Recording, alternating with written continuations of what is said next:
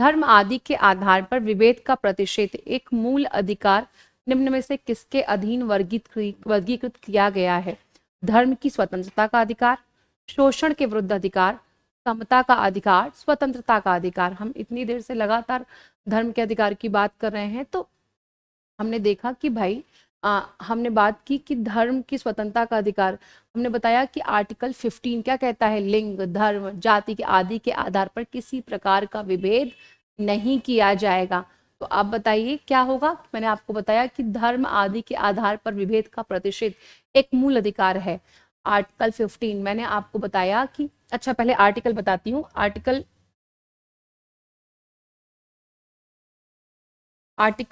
14 से 18, ठीक है। स्वतंत्रता का अधिकार आर्टिकल 19 टू 20, ये आपके आर्टिकल्स हैं।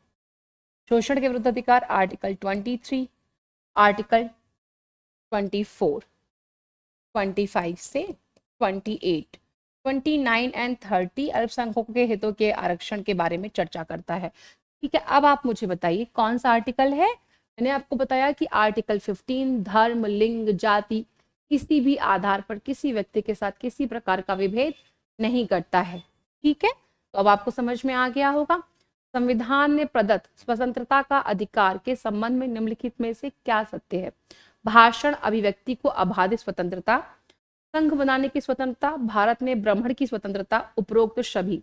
हम आपको लगातार बता रहे हैं कि आर्टिकल 19 ऐसा है ना कि वो फ्रीडम ऑफ स्पीच दे रहा है, फ्रीडम टू राइट दे रहा है, बोलने के लिए, लिखने के लिए, इवन एकांत बैठने के लिए, शांत बैठने के लिए, हर तरह का अधिकार दे रहा है। ठीक है, स्वतंत्रता के अधिकार में है संघ बनाने की स्वतंत्रता।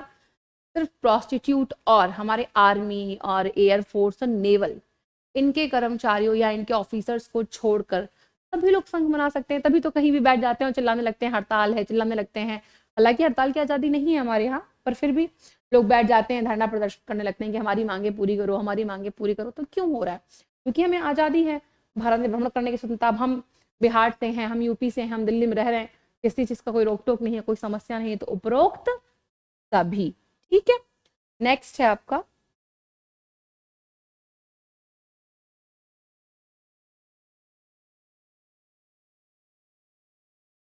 संविधान में उद्घोषित मौलिक अधिकारों के संशोधन किए जा सकते। राष्ट्रपति कर सकते, सर्वोच्च न्यायालय नहीं कर सकते। तो कौन कर सकता है? संसद। अब संसद का मेंबर कौन है? लोकसभा, राज्यसभा और राष्ट्रपति। पर आपने कई बार ये सुना होगा कि जब भी परिवर्तन होगा मूल ढांचे को बिना चेंज किए होगा। ठीक है, भारतीय संविधान के अनुसार निम्नलिखित में से कौन सा भारतीय मूल अधिकार नहीं है? कानून के समक्ष क्षमता मूल अधिकार है, धर्म की स्वतंत्रता मूल अधिकार है, अभी बात की हमने भाषण देने की स्वतंत्रता, freedom of speech, article 19, article 15, article 14। संपत्ति का अधिकार हमने कुछ देर पहले बताया था, 44 संशोधन या अमेंडमेंट 1978। पहले ये आर्टिकल 31 में था। किसमें था? आर्टिकल 31 में। वर्तमान में इसको रख दिया गया है 300A में रख दिया गया है। ठीक है, तो यहाँ पे आपको कंसेप्ट क्लियर हो गया। कौन सा मूल अधिकार नहीं है? संपत्ति का अधिकार मूल अधिकार नहीं है। भारतीय संविधान के स्रोत के रूप में असत्य है उपराष्ट्रपति का पद, राष्ट्रपति का पद, न्यायिक पुनरावलोकन, सुप्रीम कोर्ट के जज और हाई कोर्ट के जज के विषय की चर्चा कहाँ से ली गई है? अमेरिकी संविधान से। सही है। संघीय ढांचा और अवशिष्ट शक्तियां कहाँ से ली गई है? कनाडा से ली गई है। सही है। एकल नागरिकता हमने अभी थोड़ी देर पहले बात की कि ब्रिटेन एक ऐसा देश है, भारत एक ऐसा देश है जिसने ब्रिटेन से इसको ग्रास्प किया है कि एकल नागरिकता जो भी है हमारी नेशनैलिटी है, हमारे यहाँ स्टेट को काउंटेबिलिटी नहीं मिलती है। स्टेट को स्टेट की तरह देखते हैं, काउंट नहीं करते हम लोग उसको। नीति निर्देशक सिद्धांत आयरलैंड से लिया गया है। कहाँ से लिया गया है? आयरलैंड से लिया गया है। और आयरलैंड ने कहाँ से लिया था? आयरलैंड ने स्पेन से लिया था। ठीक है, और ऑस्ट्रेलिया से क्या लिया गया है? अभी हमने कुछ देर पहले बात की थी, ऑस्ट्रेलिया से ली गई है सूचियां, शक्तियों का विभाजन, जो तीनों सूचियां पढ़ते हैं ना, स्टेट, सेंटर एंड कॉन्ट्रेंट। ठीक है, राज्य संघ एवं संवर्ती सूची के विषय में जो बात होती है। अब आता है विधि के द्वारा स्थापित प्रक्रिया जीवन व्यक्तिगत स्वतंत्रता का उल्लेख किस अनुच्छेद में किया गया है? तो हम लगातार बात कर रहे हैं जीवन की स्वतंत्रता का अनुच्छेद 21 है। 19 में क्या है? फ्रीडम ऑफ स्पीच है, ठीक है। अनुच्छेद 14 में क्या है? समानता का अधिकार है, बता चुके हैं। अनुच्छेद 22 में गिरफ्तारी के विरुद्ध अधिकार है। यदि किसी व्यक्ति को पुलिस गिरफ्तार करती है तो वो उसको कारण बताइए कि तुम्हें क्यों गिरफ्तार किया गया है, प्लस 24 घंटे के भीतर मजिस्ट्रेट के सामने उसको प्रस्तुत करेगी। नेक्स्ट है कि निम्नलिखित में किसने राज्य के निर्देशक तत्वों और अधिकारों को संविधान की मूल आत्मा कहा? तो आपको लग रहा होगा डॉक्टर भीमराव अंबेडकर। डॉक्टर भीमराव अंबेडकर ने अनुच्छेद 32 को कहा था। किसको कहा था? अनुच्छेद 32 को, जो रेट है 5 तरह की, उनकी चर्चा की थी। प्रतिषेध, टोरी, मैनबस, इसके बारे में चर्चा की गई थी। उसके बारे में बोला गया है कि ये संवैधानिक उपचारों का अधिकार है और ये क्या है? इसे कहा गया है मूल आत्मा। पर यहाँ पे पूछा गया है राज्य के नीति निर्देशक तत्व और अधिकारों को संविधान की मूल आत्मा कहा गया है। किसने कहा है? तो ग्रैनविल ऑस्टिन ने कहा है। किसने कहा है? ग्रैनविल ऑस्टिन ने कहा है। ठीक है, यहाँ तक आपको चीज समझ में आ रही है। आगे बढ़े। भारत के संविधान में कल्याणकारी राज्य का आदर्श, क्या क्वेश्चन आपको दिख रहा है? भारत के संविधान में कल्याणकारी राज्य का आदर्श किसमें प्रतिष्ठित किया गया है? उद्देशिका के बारे में हमने बात की। संविधान सभा 1946 को उद्देशिका को अपनाया, ठीक है, शुरू किया गया था। और इसके जो अस्थायी चेयरपर्सन थे डॉक्टर सचिदानंद सिन्हा थे, और जिनको प्रॉपरली अध्यक्ष बनाया गया, कौन थे?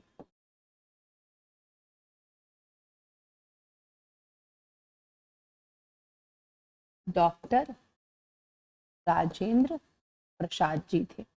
बिहार से थे, पता है ना। राज्य के नीति निर्देशक तत्व, आर्टिकल 38 कहता है कि भारत एक कल्याणकारी राज्य है। यही आपका उत्तर है, ठीक है। मूल अधिकार हम आपको बता चुके हैं, आर्टिकल 32, आर्टिकल 12 से 35। और 7वीं अनुसूची के विषय में लगातार बात कर रहे हैं। ऑस्ट्रेलिया से ली गई है 3 सूचियां। अब बात आती है आगे क्वेश्चन की कि नीति निर्देशक सिद्धांत के बारे में कौन सा सही सुमेलित नहीं है? आर्टिकल 39 का डी, समान कार्य के लिए समान वेतन, बिल्कुल सही है। अनुच्छेद 40 या 40 पंचायती राज आदर्श, बिल्कुल सही है। अनुच्छेद 44 एक समान नागरिक संहिता, बिल्कुल सही है। अर्थात उपरोक्त में से कोई नहीं, क्योंकि कहा गया है कौन से सुमेलित नहीं है। चलिए, एक समान नागरिक संहिता या सिविल कोड, ऐसा कौन सा राज्य है जो इसको फॉलो करता है? वर्तमान में लगातार न्यूज में ये चीज बनी हुई है कि भारत इसको अपनाना चाहता है। कुछ समस्याएं होंगी, नो डाउट होंगी। देखिए, कुछ चीजें जीवन में ऐसी होती हैं जो वाकई लगता है कि अच्छी नहीं होंगी, पर उनका जो परिणाम होता है, रिजल्ट होता है, वो बहुत अच्छा होता है। हो सकता है टीचर होने के नाते लोग मेरी बातों से असहमत हो। जैसे मैं आर्टिकल 370 के लिए बोलना चाहती हूँ। जब कश्मीर अलग था तो लोगों को लगता था कि ज़्यादा सुविधाएं मिल रही हैं, बट विश्वास करिए, जो उसको यूटी के रूप में लद्दाख को अलग से बनाया गया, उनको बनाया गया, उनको आज पता नहीं चल रहा। उनको लग रहा है कि हमारी शक्ति कम हो गई। पर आप सोचिए ना, जो योजनाएं आप तक नहीं पहुंच रही, संघ आप तक अगर वो योजनाएं पहुंचाएगा तो आपको लाभ मिलेगा। जैसे अभी तक मैंने नहीं पढ़ा कभी कि कश्मीर में या जम्मू में कोई भी ऐसी कॉन्फ्रेंसेस की गई हो। अब की बार G20 ऑर्गेनाइज की गई है। और जब भी मैं बच्चों को पढ़ाती हूँ करंट अफेयर्स या बेसिक चीज़ें, मैं बोलती हूँ कि जब भी किसी जगह पे कॉन्फ्रेंसेस ऑर्गेनाइज की जाती है ना, उनका इंफ्रास्ट्रक्चर, वैलिबिलिटी, उनके जो कल्चर्स हैं, उनके जो रिचुअल्स हैं, सबको बहुत अच्छे से प्रदर्शित किया जाता है, उनका डेकोरम पूरा दिखाया जाता है। तो ये एक प्रकार का ग्रोथ है ना। तो मुझे लगता है कि हो सकता है शुरुआत में ये चीज़ अच्छी ना लगे कि सिविल कोड को फॉलो किया जा रहा है, बट अगर पूरे भारत में लागू होता है तो हो सकता है तुरंत उसके परिणाम अच्छे ना हो, पर हो सकता है। मैं अभी भी कह रही हूँ कि मनुष्य होने के नाते मुझसे भी गलती हो सकती है, मेरी समझ से गलती हो सकती है, पर मुझे ऐसा लगता है कि संभवतः ठीक रहेगा जितनी मेरी अपनी समझ है। राज्य नीति निर्देशक सिद्धांत निम्नलिखित में से कौन सा सही है? जीविका के पर्याप्त साधनों का अधिकार, आर्टिकल 39 का ए, ठीक है। अल्पसंख्यकों की भाषा, संस्कृति, लिपि का संरक्षण, आर्टिकल 29। राज्य पोषण, जीवन निर्वाह के स्तर को बढ़ावा देना, सार्वजनिक स्वास्थ्य को सुधारने का प्रयास, आर्टिकल 47। कुटीर उद्योगों को विकसित करना, आर्टिकल 43। तो आपको अपने आप ही क्लियर हो गया होगा, मैंने आपको कई बार बताया है जो मूल अधिकार हैं वो 12 to 35 और जो आपके डीपीएसपी हैं 36 to 51। तो आपको एकदम क्लियर हो गया होगा कि अल्पसंख्यकों का ही भाषा, लिपि, संस्कृति का नीति निषेध सिद्धांत नहीं है। ठीक है, यहाँ तक चीजें क्लियर है, आगे बढ़ते जाए। भारत में धर्मनिरपेक्ष राज्य का तत्व निम्नलिखित में से क्या नहीं है? नागरिक समानता, धर्म की स्वतंत्रता, राज्य के द्वारा कोई भी धार्मिक शिक्षा नहीं, धार्मिक संपत्ति का कराधान। मैंने अभी जब पंथ निरपेक्ष शब्द आया था तो मैंने आपको बताया था कि भारत एक ऐसा राज्य जिसका कोई अपना धर्म नहीं। और इसका मतलब ये नहीं कि हम किसी धर्म को मानते नहीं, हम सभी धर्मों को एक निगाह से देखते हैं, इसलिए हमने धर्म शब्द यूज नहीं किया, हमने पंथ शब्द का यूज किया। जिसको 400, 500, 1000, 2000 लोग भी जिस चीज को मान रहे हैं ना, हमने उनका भी सम्मान किया कि भाई जिसको जिसको पूजा करनी है, जिसकी आराधना करनी है, जिसपे आस्था रखनी है, वो उसको उससे जुड़ सकता है। ठीक है, तो नागरिक समानता नहीं, धर्म की स्वतंत्रता नहीं, राज्य के द्वारा कोई धार्मिक शिक्षा नहीं, मदरसा वगैरह चलता है, कहाँ कौन रोकता है, धार्मिक संपत्ति पे कराधान, कोई भी टैक्स नहीं लिया जाता। तो यही आपका धर्मनिरपेक्ष राज्य के तत्व में निम्नलिखित में क्या नहीं है, क्योंकि हम किसी से भी किसी तरह टैक्स, ठीक तरह मतलब टैक्स होता है। भारत में संसद की संयुक्त अधिवेशन की अध्यक्षता कौन करता है? भारत का राष्ट्रपति बुलाता है और करता नहीं है। ठीक है, भारत के उपराष्ट्रपति नहीं, कौन करते हैं? लोकसभा के अध्यक्ष। भारत की संयुक्त अधिवेशन की जब चर्चा होती है तो वो आर्टिकल 108 है, जब राज्यसभा और लोकसभा के बीच मतभेद होता है। किसके किसके बीच? राज्यसभा एवं लोकसभा के बीच जब मतभेद होता है तब होता है संयुक्त अधिवेशन। आज तक मात्र 3 बार हुआ है। कितनी बार हुआ है? 3 बार। सबसे पहले दहेज पे हुआ है 1961, फिर कोटा पे हुआ है और बैंकिंग पे हुआ है, लास्ट आपका 2002 में हुआ था। ठीक है, ये डिटेल है आपका लोकसभा अधिवेशन के रूप में। निम्नलिखित में से किसको महाभियोग के बिना हटाया जा सकता है? आर्टिकल 61, राष्ट्रपति के लिए तो महाभियोग है ही, उनको तो हटाया ही महाभियोग पे आ सकता है। भारत के मुख्य न्यायाधीश, देखिए एग्जैक्टली महाभियोग शब्द नहीं प्रयोग करते, पर महाभियोग जैसी प्रक्रिया से ही हटाया जाता है। राज्यसभा, लोकसभा प्लस दोनों जगह पास होने के बाद राष्ट्रपति के सिग्नेचर होते हैं, पर जब राष्ट्रपति का महाभियोग होता है तब उनके सिग्नेचर नहीं होते हैं। तो भारत के मुख्य न्यायाधीश को भी और मुख्य निर्वाचन आयुक्त को भी महाभियोग के बिना हटाया नहीं जा सकता है। तो कौन बचा? किसी राज्य के राज्यपाल। इसको राष्ट्रपति सीधे हटा सकते हैं। ठीक है, राष्ट्रपति डायरेक्टली हटा सकते हैं। आप लगातार पढ़ते हैं ना कि राष्ट्रपति का एजेंट है, केंद्र का एजेंट है, केंद्र का एजेंट है, तो राष्ट्रपति सेंटर हेड है, तो वही उसको हटा सकते हैं। ठीक है, नेक्स्ट है न्यायिक सक्रियता का आधार नहीं है। जनहित याचिका बिल्कुल है, पीआईएल है, भगवती ने शुरू की थी। ये याचिका लिखा है बेटा, ये याचिका होगी।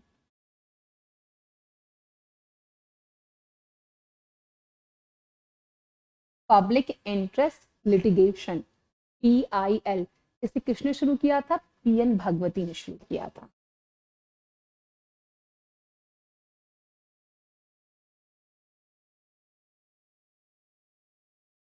ठीक है, मूल ढांचे की अवधारणा बिल्कुल होगी। अगर मूल ढांचे की बात होगी तो हमने आपको बताया है विधायिका कमजोर स्थिति पे। तो क्या है आधार? नहीं है। संविधान द्वारा न्यायपालिका की सर्वोच्चता, संविधान सबसे ऊपर है और अगर संविधान कह रहा है तो ठीक है। इस पर क्या होगा? न्यायिक सक्रियता का आधार नहीं होगा। मतलब अगर आपसे प्रश्न यही पूछ ले कि किस पे होगा, तो किस पे होगा? विधायिका पे, विधायिका पे, मूल ढांचे पे और, अरे भाई अगर पूछ ले इसको हटा दे, इसको हटा दे, और पूछे कि न्यायिक सक्रियता का आधार है जनहित याचिका, मूल ढांचा और विधायिका, तीनों हो जाएंगे। ठीक है, क्योंकि आपसे पूछा है कि कौन नहीं है, तो ये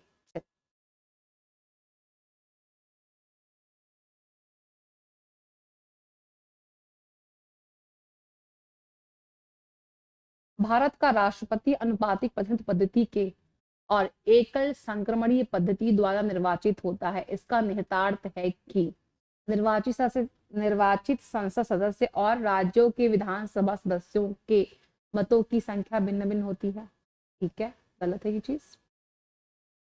सभी संसद सदस्यों और राज्यों के विधान सदस्यों में प्रत्येक मत एक है। सभी सदस्यों और सभी राज्यों के विधानसभा के सदस्य मत बराबर है। बिल्कुल यही इसका आंसर है कि मूल्य मत भैया बराबर है। ऐसा कैसे हो सकता है कि अलग अलग हो जाए, चाहे संसद सदस्य हो और राज्यों की विधानसभा के सदस्य हो, उनके मूल्य मत बराबर है। भारत में यदि राष्ट्रपति की मृत्यु, पद त्याग और हटाए जाने पर पद रिक्त होने की समय सीमा को कितने समय भरना होता है? बिल्कुल सीधा फैक्ट है, 6 मंथ। इससे ऊपर नहीं ले जा सकते, आपको भरना ही पड़ेगा। आपको पता है ना कि राष्ट्रपति के पद में रहते हुए ही चुनाव हो जाता है उसका। ठीक है, कि नए राष्ट्रपति आ जाएं, पद खाली ना रहे। नेक्स्ट है भारत में, अच्छा ऐसा बताइए कि अगर ऐसा हो कि राष्ट्रपति ना रहे तो उनकी जगह कौन करेगा कार्य? उपराष्ट्रपति करेंगे। और अगर वो भी अवेलेबल ना हो तो कौन करेंगे?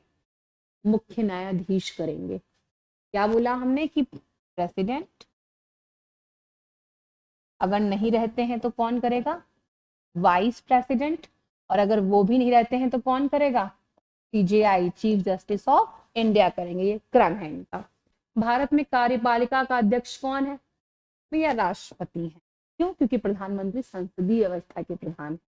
ठीक है, आर्टिकल 53। भारत का एक राष्ट्रपति होगा, आर्टिकल 52।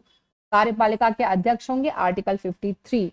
आर्टिकल 53 का एक ही, भारत सर्वोच्च बलों का कमांडर होता है। आपको पता है ना, भारत के राष्ट्रपति तीनों जो आपके बल हैं, वायु, जल और नभ, उनके वायु, जल और पृथ्वी, इन तीनों के ही चेयरपर्सन होते हैं। ठीक है,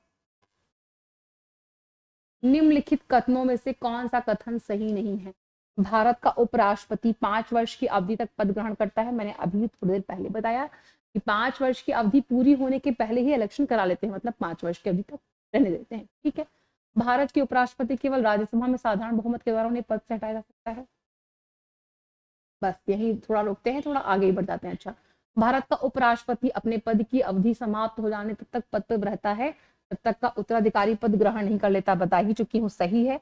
राष्ट्रपति की अनुपस्थिति में उपराष्ट्रपति उनके कार्य का निर्वहन करता है। अभी मैंने बताया, जब मैंने चारों पढ़ दिया है तो आपको समझ में आ गया होगा। आपको ये चीज लग रही होगी ना कि जो उपराष्ट्रपति होते हैं एक्चुअली वो राज्यसभा के पदेन सभापति होते हैं, तो हटाया तो उनको जाएगा ही। हाँ बिल्कुल हटाया जाएगा, राज्यसभा से ही शुरू होगा, पर विशेष बहुमत से।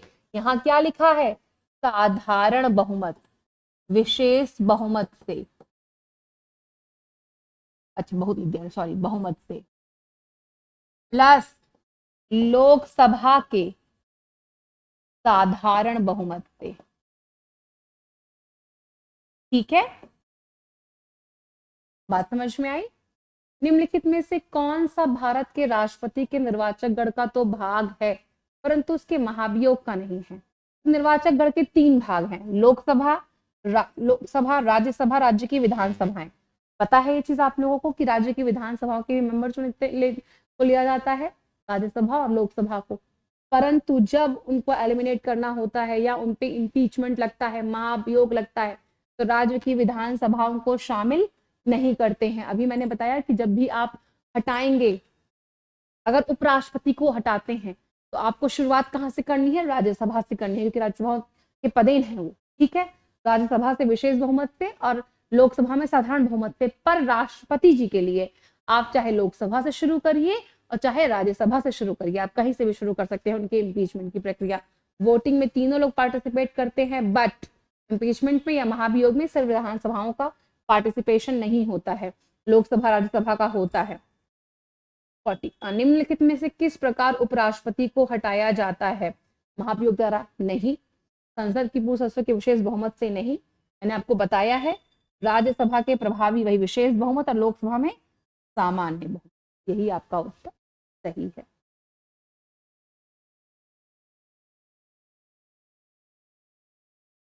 जितनी चीजें आपको हम बता रहे हैं आप लोग को समझ में आ रही हैं? और जहां भी समझ में नहीं आया आप कमेंट करके पूछ सकते हैं, और बार बार कह रही हूँ कि 69 बैच का प्रीलिम्स टेस्ट सीरीज शुरू हो गया है और आप लोग ज्वाइन कर लीजिए। एग्जाम हॉल में एग्जाम देना और घर बैठ के टेस्ट देना दो अलग अलग चीजें हैं, और अपने फियर को खत्म करने का बस एक यही तरीका है, प्रैक्टिस। कि आप जितना टेस्ट देंगे आप उतने, कैसे मतलब सोने को तपाया जाता है, तो बस आपको सोना बनना है, तपना तो पड़ेगा ही। तो इसके लिए लगातार प्रयास करते रहिए। टेस्ट सीरीज जरूर ज्वाइन कर लीजिए, और बहुत रीजनेबल प्राइस पे है। ऐसा नहीं है कि बहुत महंगी है, आप कॉस्ट को अफोर्ड नहीं कर सकते। और मैं हमेशा एक चीज बोलती हूँ कि जब तैयारी उस चीज की कर रहे हैं तो थोड़ा सा उसके लिए अरेंज कर सकते हैं। जैसे मुझे याद है कि इंटरव्यू था मेरा, तो मैं बहुत सिंपल रहती थी तब, तो मुझसे पूछा गया कि कैसे मैनेज होगा, साड़ी वाड़ी पहन के जाना होगा, सूट। मैंने कहा कि जीवन भर जिस चीज के लिए तैयारी की है उसके लिए साड़ी भी पहन सकते हैं, अच्छा सूट भी पहन सकते हैं, जैसा कहा जाएगा वैसा करेंगे। फिर हमारे सर ने बोला कि आप जिलाधिकारी की परीक्षा दे रहे हैं, तो मेरा ऐसा मानना है कि आपको रिप्रेजेंटेटिव बन के जाना चाहिए। फिर अपना साड़ी पहन मैं अपना गई थी, थोड़ा प्रैक्टिस कर ली थी तो चल गया था काम। तो इसी तरह आपको मैं बोल रही हूँ कि आप टेस्ट सीरीज प्रीलिम्स की जरूर ज्वाइन कर लीजिए, बहुत इंपॉर्टेंट है वो। प्रैक्टिस परफेक्ट करती है आपको, और जो ह्यूमन एरर है उससे बचाती है। चलिए आगे बढ़ते हैं।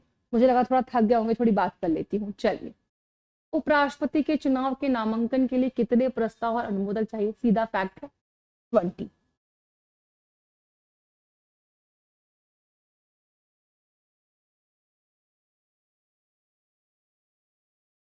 50 किसके लिए चाहिए? प्रेसिडेंट के लिए चाहिए, राष्ट्रपति जी के लिए चाहिए, ठीक है। नेक्स्ट, भारत के उपराष्ट्रपति राज्यसभा के क्या होते हैं? इतनी बार बोल चुकी हूँ, पदेन सभापति होते हैं, ठीक है। निम्नलिखित में से कौन सा कथन भारत के उपराष्ट्रपति के कार्यकाल के बारे में सही नहीं है? उपराष्ट्रपति राज्यों की परिषद का पदेन अध्यक्ष होता है। भारत के उपराष्ट्रपति के चुनाव के लिए निर्वाचक मंडल संसद के दोनों सदन देते हैं। वह संसद के किसी भी सदन का सदस्य होगा। इतनी बार बताया है कि राज्यसभा का सदस्य होना चाहिए, राज्यसभा का सदस्य होना चाहिए, तो क्या होगा? आर्टिकल 1 और 2, क्योंकि जहां जहां भी है वो अपने आप गलत है। क्योंकि मैंने चीख चीख कर इतनी बार बताया है कि राज्य, ऊपर भी क्वेश्चन है, भारत का उपराष्ट्रपति राज्यसभा का क्या होता है? पदेन सभापति होता है। तो कैसे यहाँ इन्होंने लिख दिया कि संसद के किसी भी सदस्य का सदस्य नहीं हो सकता है, लोकसभा का सदस्य नहीं हो सकता, राज्यसभा का होना चाहिए, ठीक है। सोच रहा हूँ मैम गाना गाने लगी, नहीं नहीं गाना नहीं गा रहे, बता रहे हैं भाई। वह कौन राष्ट्रपति थे जिन्होंने संसद के विधेयक को वापस करने के लिए सबसे पहले राष्ट्रपति की शक्ति निलंबन वीटो का प्रयोग किया? बहुत महान व्यक्ति थे, उन्हें मुसाइलमैन ऑफ इंडिया भी कहा जाता है, और उनके पास इतना सामर्थ्य और शक्ति था कि वो इस चीज को लौटा सके। Doctor APJ Abdul Kalam. मुझे लगता है कि ये एक ऐसे राष्ट्रपति होंगे जिनको पूरे भारत ने भरपूर प्रेम किया। और जिस दिन ये नहीं रहे, मेरे पास मेरे मित्र ने फोन किया और बोले कि डॉक्टर APJ अब्दुल कलाम नहीं रहे, तो मैंने उसको बस एक ही लाइन बोली कि जैसा लगा कोई अपना चला गया है। तो उसने कहा कि तुम ऐसी पहली व्यक्ति नहीं हो जो ये लाइन बोल रही हो, मुझसे 2-3 लोग पहले ये बोल चुके, मैं उनसे कभी नहीं मिली हूँ, मैं उनके बारे में सिर्फ पढ़ती हूँ, जानती हूँ, उनको जानती हूँ, पहचानती नहीं हूँ, बस सुना है उनके बारे में। बट जिनको सर्वसम्मति के साथ सब लोगों ने स्वीकारा, APJ अब्दुल कलाम जी। भारत के प्रधानमंत्री के संबंध में निम्नलिखित में से कौन सा कथन गलत है? सभी मंत्री परिषद प्रधानमंत्री द्वारा नियुक्त किए जाते हैं, जबकि PM राष्ट्रपति द्वारा नियुक्त किया जाता है। पहली ही लाइन में छोटी सी गलती है बस। सभी मंत्री परिषद प्रधानमंत्री द्वारा नियुक्त किए जाते हैं, प्रधानमंत्री की सलाह पर राष्ट्रपति द्वारा नियुक्त किए जाते हैं। यही गड़बड़ी पकड़ गई। वह कार्मिक लोक शिकायत पेंशन मंत्रालय के प्रमुख होते हैं, ठीक है। मृत्यु के बाद मंत्री परिषद का विघटन हो जाता है, बिल्कुल सही है, क्योंकि आपको पता है लोकसभा सामूहिक रूप से उत्तरदायित्व होती है, भारत के राष्ट्रपति को अपना इस्तीफा सौंपता है, बिल्कुल सौंपता है, आपको पता होना चाहिए। केंद्र राज्य संबंध के बारे में सही सुमेलित नहीं है, आर्टिकल 263। अंतर्राज्यीय परिषद सही है। आर्टिकल 280 वित्त आयोग से, फाइनेंस कमीशन से है, बिल्कुल सही है। आर्टिकल 279A GST, इसका अमेंडमेंट क्या है? 101, 101वां संविधान संशोधन। अनुच्छेद 275, अनुच्छेद 275 अनुदान से रिलेटेड है, दान से रिलेटेड है, अनुदान से। तो बिहार का विशेष संदर्भ नहीं है, यही गलत है। ठीक है। संसदीय व्यवस्था वाली सरकार वह होती है जिसमें संसद के सभी राजनीतिक दलों का सरकार में प्रतिनिधित्व होता है। सरकार संसद के प्रति उत्तरदायी होती है और उसके द्वारा हटाई जा सकती है। अभी ये लाइन मैंने आपको बोली है, मतलब कुछ क्वेश्चन तो आपको पहले ही बता दे रही हूँ कि सरकार संसद के प्रति उत्तरदायी होती है, यही है संसदीय व्यवस्था वाली सरकार। अभी मैंने कुछ देर पहले आपको बताया है कि कहाँ से ली गई है पार्लियामेंट्री सिस्टम, इंग्लैंड से लिया है भारत ने। ठीक है। सरकार लोगों द्वारा निर्वाचित होती है, उनके द्वारा हटाई जा सकती है। ठीक है। सरकार संसद के द्वारा चुनी गई किंतु समयावधि के पूर्व हटाई नहीं जा सकती। हाँ, ये भी ठीक है, तक गिरेगी नहीं भाई, कैसे हटा। नेक्स्ट है आपका, राज्यसभा लोकसभा की समान शक्तियां किस क्षेत्र में है? नई अखिल भारतीय सेवाएं, आर्टिकल 312। अखिल भारतीय सेवाएं, आईएएस, आईपीएस, ये सब जो सेवाएं हैं ये क्या है? 312। क्या आपको पता है अखिल भारतीय सेवाएं कौन सी हैं?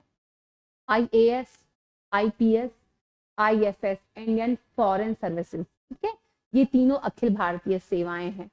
तो अनुच्छेद 249, मतलब कोई विशेष महत्व की चीज होगी उसमें राज्यसभा को अधिकार प्राप्त है, अधिक शक्ति प्राप्त है, और अखिल भारतीय सेवाओं में अधिक शक्ति प्राप्त है। संविधान संशोधन में दोनों को समान शक्तियां प्राप्त हैं, क्योंकि दोनों के सिग्नेचर से पास होता है, तो इसका उत्तर यही होगा। सरकार हटाने के विषय में तो लोकसभा प्रभावी होता है, संख्या में ज्यादा है, और कटौती प्रस्ताव में भी लोकसभा प्रभावी होता है। आपको पता है संख्या में ज्यादा है, उसको बहुत बड़ा कारण है। प्रोटेम स्पीकर के रूप में किसे नियुक्त किया गया है? निवर्तमान लोकसभा के अध्यक्ष नहीं, उपाध्यक्ष नहीं, निवर्तमान लोकसभा के सबसे वरिष्ठतम सदस्यों में से एक। बिल्कुल, आपको पता होना चाहिए कि जो लोकसभा का अध्यक्ष होता है ना, वो सदस्य के रूप में शपथ लेता है। किसके रूप में शपथ लेता है? सदस्य के रूप में शपथ लेता है। लोकसभा अध्यक्ष की कोई अपनी शपथ नहीं होती है, वो मेंबर के रूप में शपथ लेता है। कौन दिलवाते हैं? प्रोटेम स्पीकर, उसमें खड़े रहते हैं, वो उनको दिलवाते हैं। तो निवर्तमान लोकसभा के सबसे वरिष्ठ सदस्यों में से एक चुन लेते हैं। जैसे भी मैं थोड़ी देर पहले बताया था कि जब हमारी संविधान सभा बनी तो 9 दिसंबर 1946, 19 दिसंबर 1946 को डॉक्टर सचिदानंद सिन्हा को, किसको? डॉक्टर सचिदानंद सिन्हा जी को चुना गया।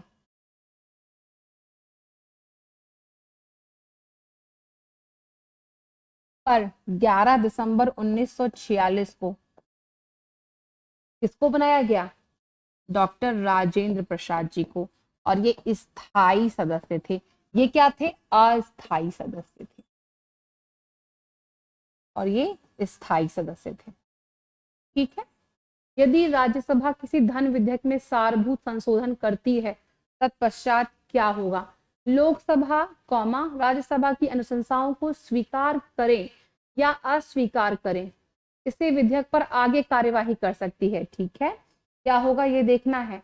लोकसभा विधेयक पर आगे कोई विचार नहीं कर सकती है। लोकसभा विधेयक को पुनः विचार के लिए राज्यसभा को लौटा सकती है। राष्ट्रीय विधेयक को पारित करने के लिए संयुक्त बैठक आहूत कर सकती है। तो सबसे पहले एक लाइन बताती हूँ कि जब भी धन विधेयक की बात आएगी, लोकसभा को उसमें अधिक शक्ति प्राप्त होगी। तो अब आपको समझ में आ रहा होगा कि क्या होगा इसका आंसर। इस अधिक शक्ति किसको प्राप्त होगी? लोकसभा को प्राप्त होगी। लोकसभा इस मामले में शक्तिशाली है। देते रहे अपना विचार व्यवहार, मानेगी मानेगी, नहीं मान बोलता रहे राज्यसभा, मन करेगा मानेगी लोकसभा, मन नहीं करेगा नहीं मानेगी। उसके मन के ऊपर है ये चीज। ठीक है, लोकसभा राज्यसभा की अनुशंसाओं को स्वीकार करे या अस्वीकार करे, इस विधेयक पर आगे कार्यवाही कर सकती है। ठीक है, अब आगे आ जाओ।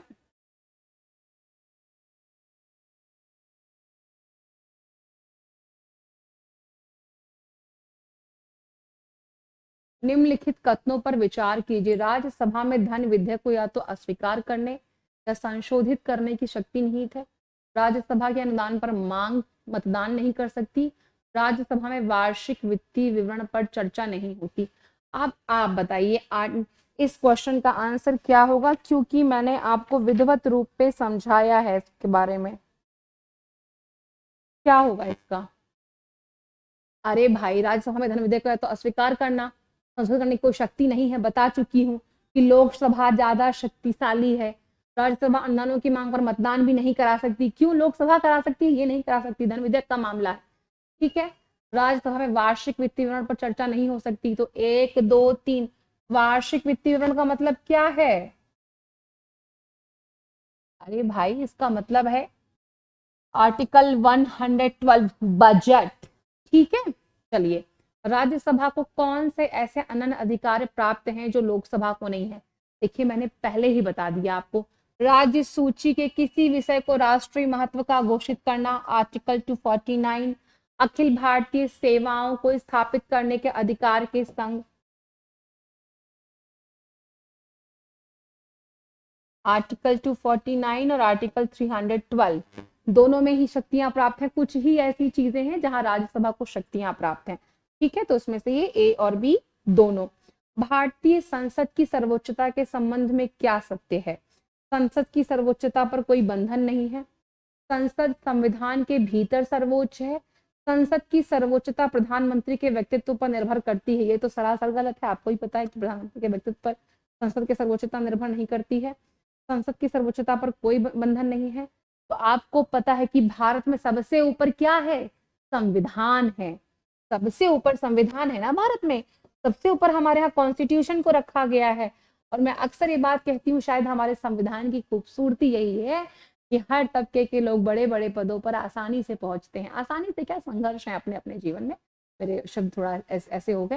मैं हमेशा बोलती हूँ कि अगर हमारे देश में सबसे पिछड़ी जाति की महिला अगर राष्ट्रपति है, ये किसी व्यक्ति का नहीं है, ये संविधान की खूबसूरती है कि एक तो महिला, ऊपर से ऐसी जाति, तो उसमें किसका योगदान है? संविधान का योगदान है, वरना सोसाइटी आज भी उतनी ही अनइक्वल है।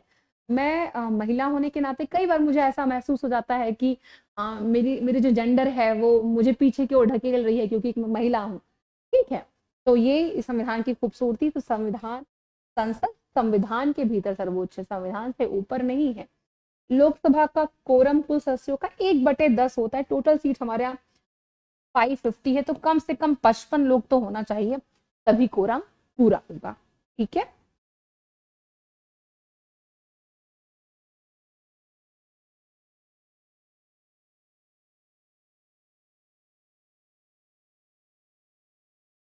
निम्नलिखित में से कौन सा कथन सत्य है? राज्यसभा में लंबित विधेयक जिसको लोकसभा में पारित नहीं किया गया, लोकसभा के विघटन पर समाप्त नहीं होगा, ठीक है, सही है ये। क्योंकि लोकसभा शक्तिशाली ज्यादा है भाई, और राज्यसभा कुछ मामलों में शक्तिशाली है, तो ऐसा नहीं है कि उसका विघटन होगा तो वो भी समाप्त हो जाएगा। लोकसभा से पारित किंतु राज्यसभा में लंबित है, लोकसभा के विघटन पर समाप्त हो जाएगा, सही है, ये भी सही है।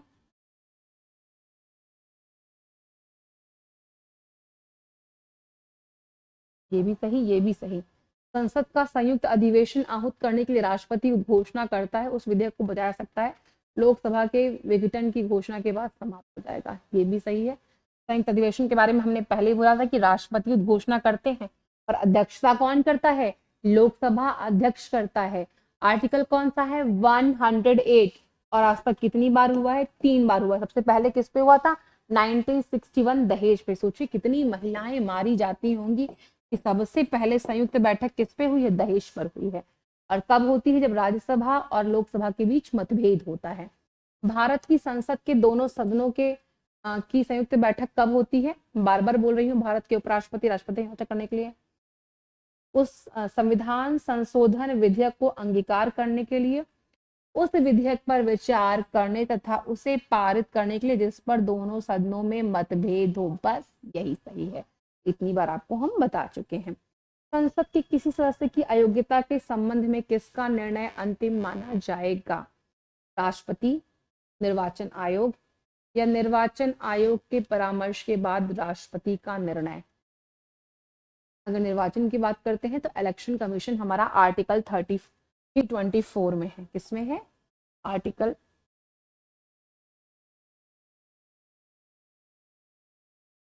आर्टिकल 324 में है, ठीक है। देखिए, जब भी ऐसी बात आती है कि संसद में किसका है, कौन सा व्यक्ति अयोग्य है, कौन सा योग्य नहीं, तो आर्टिकल 93 जिसमें चर्चा की गई है इसके बारे में, और अगर ऐसा कभी होता है, इसके विषय में कौन आपको आंसर करेगा? सोच के बताइए जरा, फिर हम आपको बताते हैं।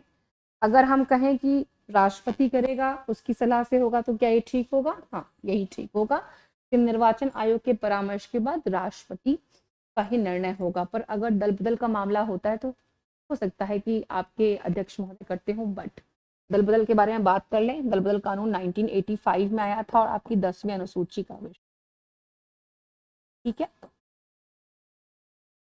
लोकसभा में केंद्र शासित प्रदेशों के प्रतिनिधि किस रूप में चुने जाते हैं? तो पहले बताइए कि भैया केंद्र शासित प्रदेश कौन कौन से हैं और कितने हैं?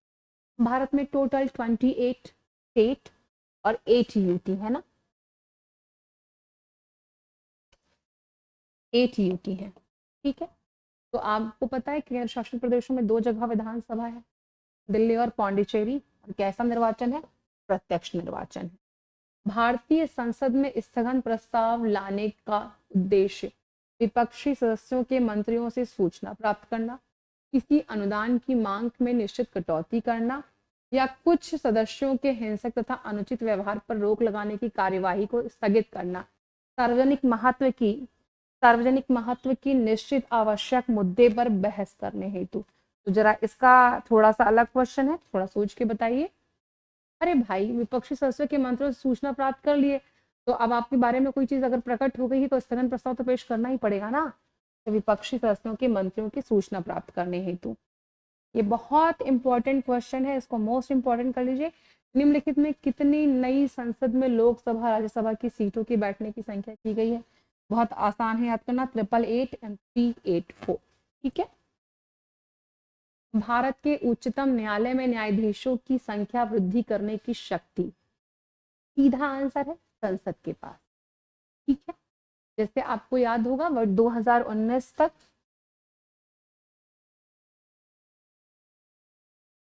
2019 तक क्या था, 30 थे टोटल जजेस, 30+1 का था। अभी कितना है? 33+1। टोटल कितने जजेस हैं? 34 है, कोलिजन के द्वारा चुना जाता है उनको।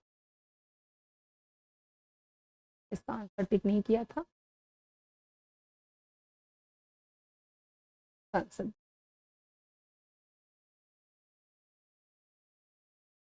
सर्वोच्च न्यायालय को पुनरावलोकन की शक्ति प्राप्त है, जिसका अभिप्राय है यह अधीन अदालतों का निरीक्षण कर सकती है, यह अपने निर्णयों पर पुनः विचार कर सकती है, या विधान मंडलों द्वारा पारित कानून तथा कार्यपालिका द्वारा जारी के किसी भी आदेश को असंवैधानिक घोषित कर सकती है। यह संविधान के प्रावधानों का उल्लंघन करती है। बिल्कुल सही। तो थोड़ी सी बात करते हैं कि हमारा जो सुप्रीम कोर्ट है वो आर्टिकल 124 में है, और 214 में कौन है? हाई कोर्ट है। आर्टिकल 129 न्यायिक पुनरावलोकन यानी जुडिशियल रिव्यू को देता है, ठीक है। न्यायिक पुनरावलोकन जुडिशियल रिव्यू के बारे में चर्चा करता है, यही बात यहाँ की जा रही है। इसका मतलब क्या है कि जो भी कानून असंवैधानिक है उसको हटा सकती है सुप्रीम कोर्ट। ये भी करता है 215 में हाई कोर्ट, और ये 129 सुप्रीम कोर्ट। लोकसभा की संसदीय समितियों के अध्यक्ष की नियुक्ति कौन करता है? तो हमने पहले आपको बताया था कि जब हम बात करते हैं कि लोकसभा के सदस्यों की, जो लोकसभा की जितनी भी समितियां होती हैं उनकी नियुक्ति कौन करता है, तो हमने आपको अभी कुछ देर पहले बताया था कि जब भी ऐसा होगा, कैसा होगा कि जब बात इन सब चीजों की होगी तो उसकी नियुक्ति बारे में कौन बात करेगा? लोकसभा अध्यक्ष करेगा, वही उसका चेयरपर्सन है। हमने भी कुछ देर पहले आपको बताया था कि राष्ट्रपति आहूत करता है, बुलाता है, पर अध्यक्षता सारी चीजों की कौन करता है? राष्ट्रपति करता है। जो आपकी कुछ मुख्य समितियां हैं, इसमें प्राक्कलन समिति है, तो लोकसभा के मेंबर होते हैं, ठीक है। आपकी संवैधानिक उपक्रम समिति है जिसमें 15 लोकसभा के 7 राज्यसभा के मेंबर होते हैं। एक समिति और है आपकी थोड़ा, हाँ, लोक लेखा समिति, जिसमें 15 आपके लोकसभा के मेंबर होते हैं, 7 राज्यसभा के मेंबर होते हैं। तो मैंने आपको 3 समितियां बताई।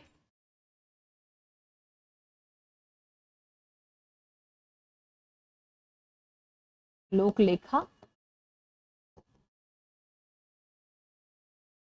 प्राक्कलन,